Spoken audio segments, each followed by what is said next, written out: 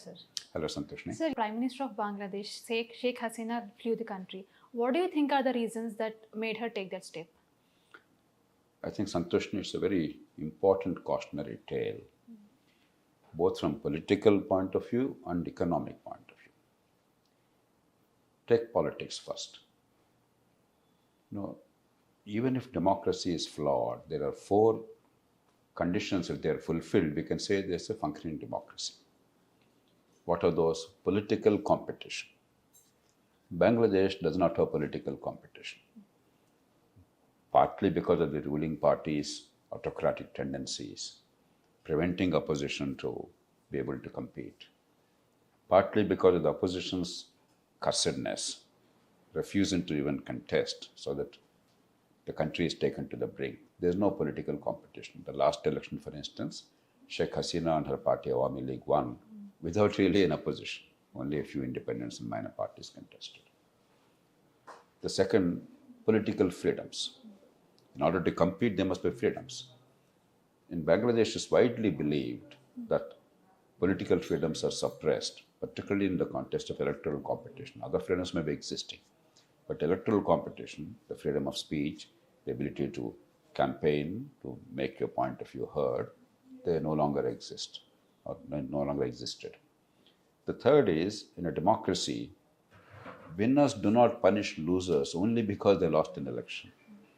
Now, whether it was Begum Zia who was in power earlier, when they then harassed the then opposition Awami League, the ruling party which just left office, including Sheikh Hasina. Or now when Sheikh Hasina came to power in 2009, habitually the opponents were arrested without any due process. For instance, Begum Khalida Zia, who was herself a very autocratic and corrupt prime minister earlier, she was incarcerated for the past 6 years, now released by the armed junta. Now, once three preconditions are not there, out of the four, the fourth one being the elected government is genuinely in power. In Bangladesh, it's always a touch and go. While elected government has been in power for some time, umpteen number of times there were coups and military dictatorship was in power. In fact, Khalida Zia herself is the wife of a former dictator, the widow of a former dictator, General Zia. So once you have such democratic deficit, what is happening? There is no opportunity to let out the steam. In any society, there are multiple views, multiple ideas, and a lot of concerns in society. Some of them may not be very genuine. But as long as there are concerns in society, there's no free flow of information, discussion, debate, and organized protest, and opposition expressing its voice in the legislature, and therefore letting off the steam. What happens? It all keeps on, the unrest keeps on mounting. And suddenly, when conditions are ripe, it all breaks down. If you actually see the circumstances in which all this became a crisis, it was about reservations, very much like in India.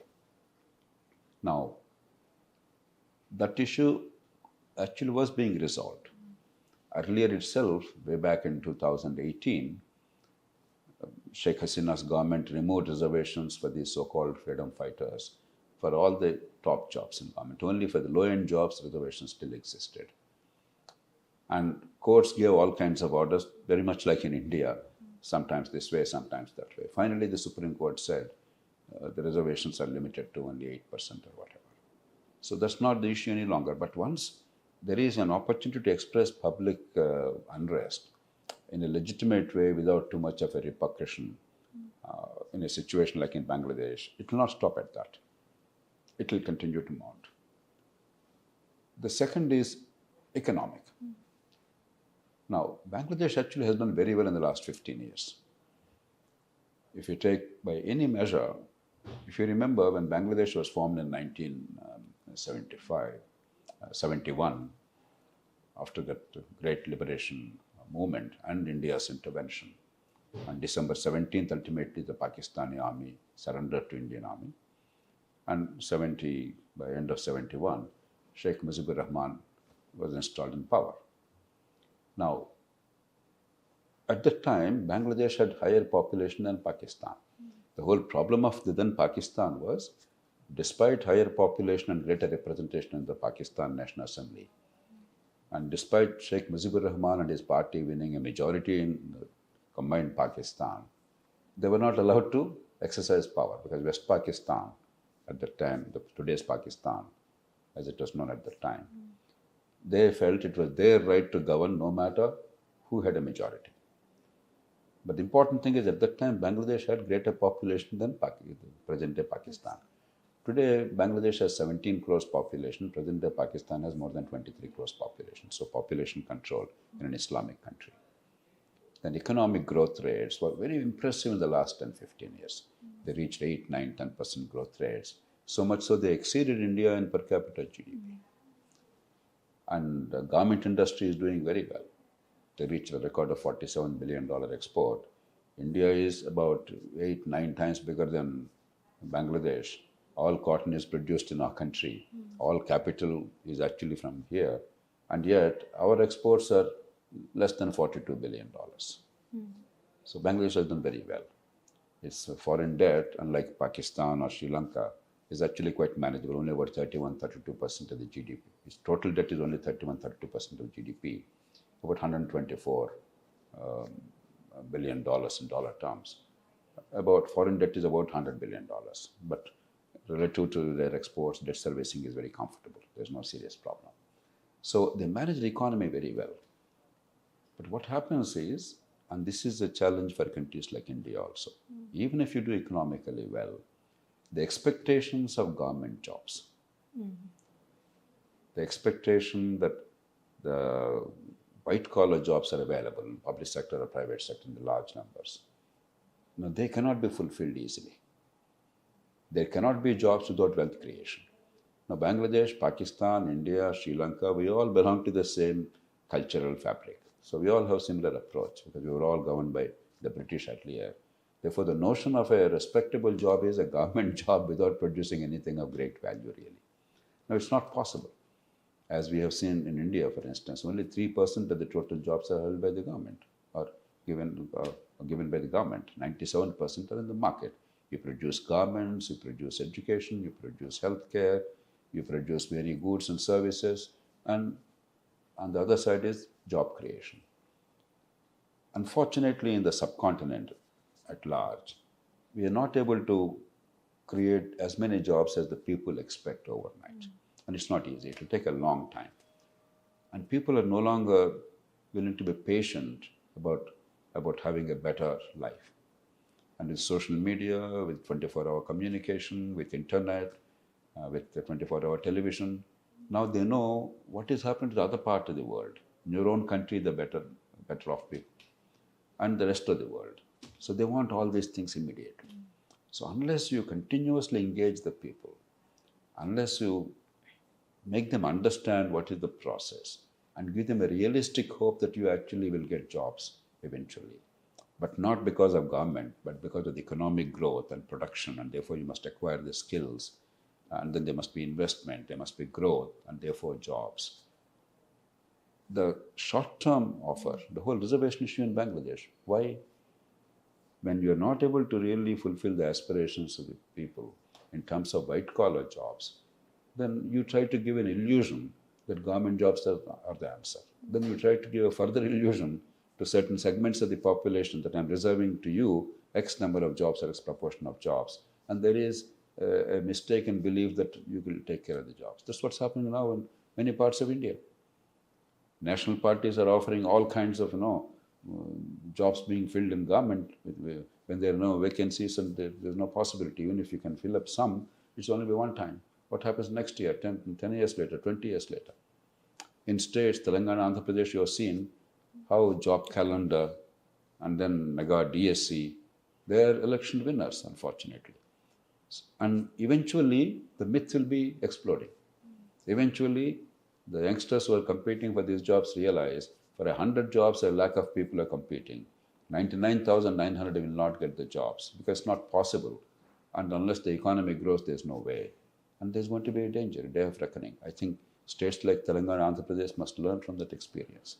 Raising expectations without creating genuine jobs with wealth creation, namely production of goods and services in private sector. without improving the skill set of the population, without encouraging investment, without having a balanced fiscal policy, so that your short-term benefits in the form of welfare, they are more than adequately balanced by the long-term growth in the form of infrastructure and wealth creation. So the second part, well, the first part may not be a major problem for us. The second part is a major issue.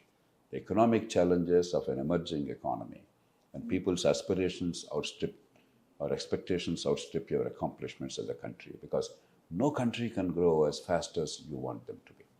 China is the only country that grew among large countries at 10% for 30 years.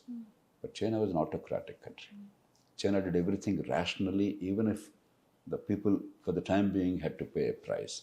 And as a culture, because of Communist Party and the past, and because of authoritarianism, but benign authoritarianism, the people are willing to bear the brunt. They're willing to sacrifice for a generation or more. Now, we want, without sacrifice, immediate gains. There are no immediate gains. Even America, Britain, Germany, Japan, France, Japan may be a bit of an exception in the 20th century. France, other countries, they took decades upon decades to come out of poverty and to give a reasonable opportunity to everybody and good income to everybody.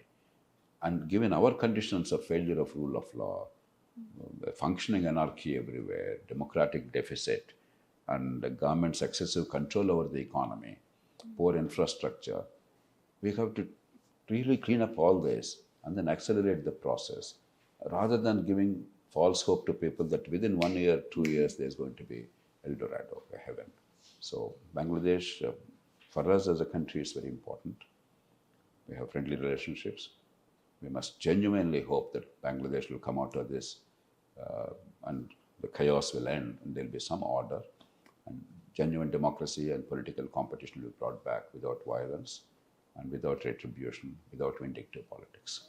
So, like in recent past, there have been certain protests on India Out campaign or like boycotting Indian goods in Bangladesh, and now this is happening. How do you see that impacting India and also relations? See, unfortunately, India, while was very popular in Bangladesh because we helped liberate Bangladesh.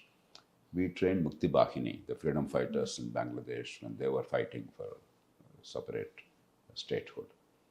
And it was an enormous intervention, an enormous sacrifice. Thousands of our soldiers paid the price with their lives in order to liberate Bangladesh. Bangladeshi people were very grateful.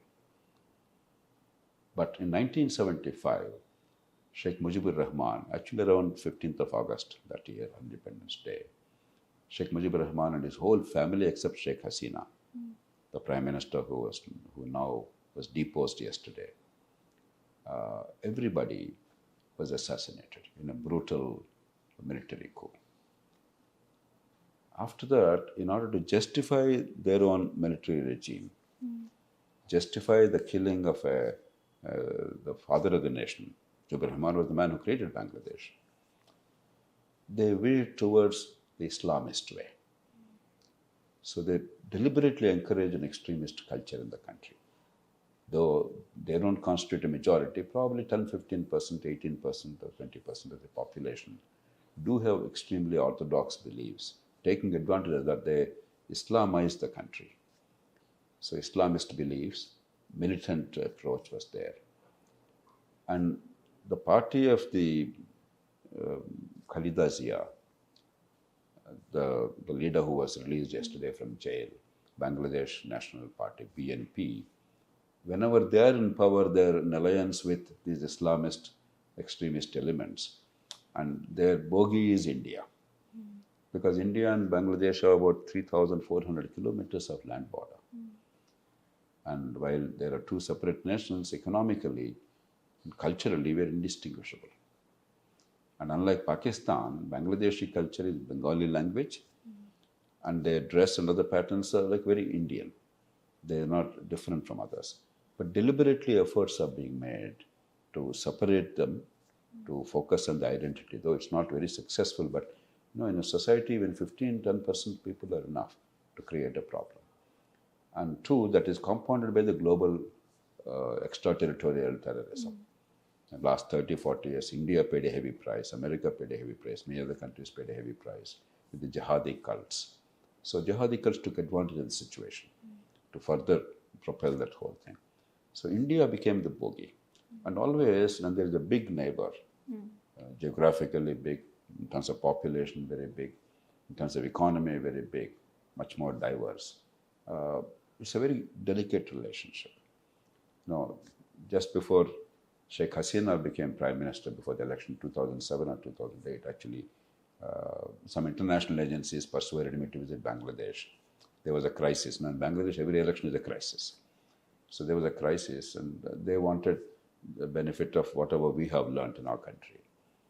I was extremely reluctant to go because there's always a subterranean anti-Indian sentiment. So as Indian citizens, what we say inadvertently should not cause discord between the two countries. But they persuaded me. So ultimately I yielded to their persuasion. I went there and I told them about the deficits of our democracy. The kind of problems that we face, and the voter list in those days were in a mess. There were all kinds of problems in our country. And of course, vote buying even then was common. Today it's become even worse. So they were all surprised. They said, look, we thought Indian democracy is a miracle. It's a great example to all of us. I said, yes, that's true. That's because we have a few institutions and practices that sustain our democracy. It doesn't mean that our democracy is perfect. You were unlucky you didn't have those institutions and practices also, but you can easily do it. So the moment I told them that we're not perfect, they were comfortable. If I told them we are perfect and I tried to preach to them, it would have been very adverse opinion. So it's very delicate balance required. So India must now play a very careful role. And I think the government is very wise. While obviously we would like to see a government that is friendly to India, a government that protects its own national interest, a government that unites all the population rather than radicalize certain segments of the population. I think our government stand is that it's their internal affair. And even Sheikh Hasina, I don't think that Indian government wants to give her shelter here for long. It's only as a standby. A foreign head of government deposed, it's natural that we have to give her protection for a few days. I think she will leave the country.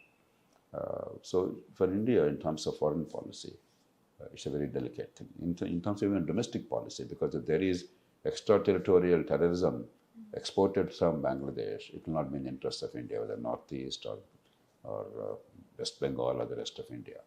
So I think we should be very careful about how we handle it. So, from this context, what do you think India should learn politically and economically and socially also from Bangladesh issue? We should never ever undermine the democratic institutions. Democracy sometimes is a little inefficient. Sometimes it requires patience. But don't bulldoze. Persuade. Take time. Take effort. Yes, it's not perfect, but there's no better system because it's a very fragile system. And if it breaks, it's very dangerous. Imagine a country which constitutes 18% of the global population and the diversity unmatched in the world, 22 languages and hundreds of castes, regions, religions, languages. No, it's unbelievable. So allow diversity.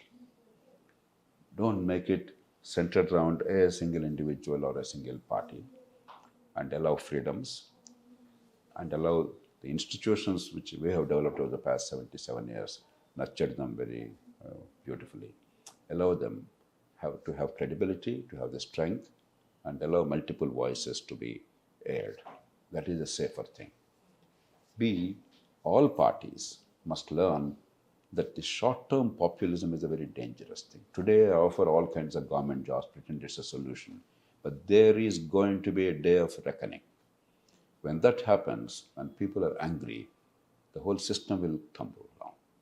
The whole society will be in chaos. There will be violence and bloodshed. We are deliberately creating that for short-term political gains. Too many parties at state level and national level are increasingly resorting to short-term, unsustainable promises, dangerous promises, all kinds of government jobs, all kinds of money will flow from the exchequer. Where from? The money comes to the exchequer from the people. The money goes out of the exchequer again to the people. There is no extra money available. So unless there is balance, unless there is maturity, unless there is restraint, unless there is a willingness to persuade the people and explain to them, the short-term populism and very dangerous kind of a rhetoric is going to be our undoing. The third is our economic management. We are doing reasonably well, but we have to do a lot better. We have to build our infrastructure quickly. We must have better quality of human resources by improving the skills immediately. Our skill set is extremely poor. The so-called education is in shambles. We must improve our healthcare and give people the confidence that they require and enhance productivity. We must encourage investments, create a framework of rule of law to give the global community and Indian investors the confidence that investment in India is safe, it is not vulnerable to political vagaries, there is no volatility in that. So all these are very clear. We need to do all this and more and persuade the people that a lot of hard work is there ahead of us in store for the next generation. And if we do it right, each of us as a family and the governments and the political parties do their bit, then we'll come out of this poverty and we'll actually have a vast majority in the middle classes. So I think the answers are very obvious. The problem is, our problem is different. While in Bangladesh there's no political competition, we have too much of political competition. No holds barred political competition. For the sake of the vote, almost anything goes, any kind of promises, any kind of reckless rhetoric goes. I think that's a dangerous thing. So we have challenges of a slightly different kind, but some of the challenges are very common because our culture, our economic status, our aspirations, they're all very similar. Thank you, sir.